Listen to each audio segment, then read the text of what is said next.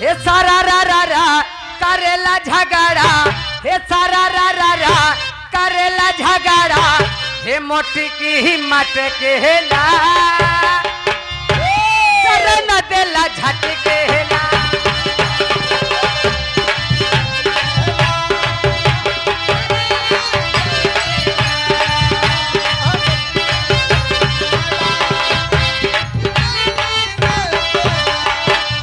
यही भाव पे बड़े भैया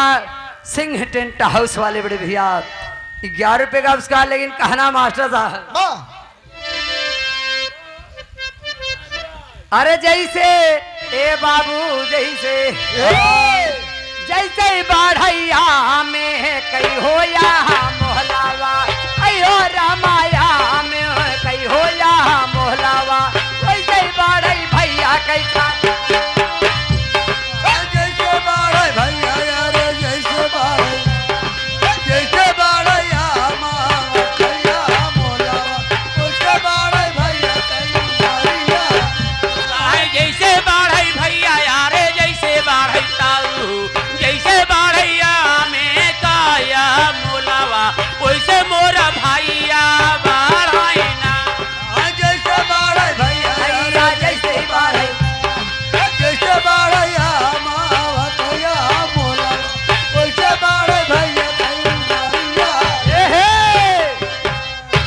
देखा हमारे घर मालिक बड़े भैया के धर्म पत्नी है।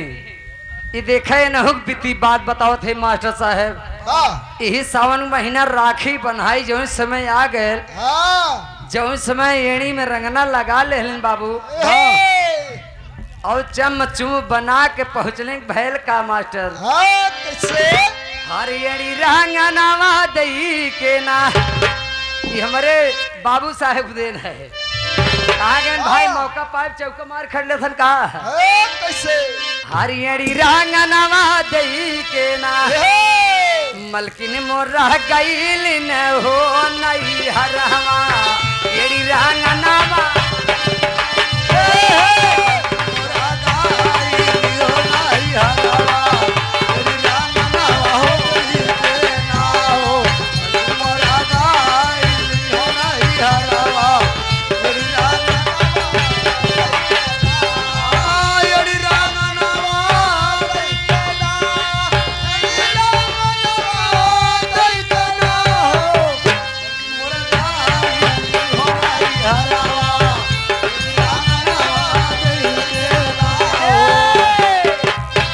आप श्रीमान आप कैलाश के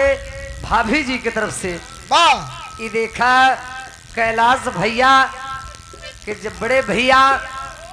कहूँ परदेश रहे अपने भौजी से कहन हे भौजी कहन कौनो तकलीफ हो तो हमें बताओ जरूर। कहन देवर बबुआ तो हुसैन का कैसे कहा जाब राम फेर भैया से न जाब कहा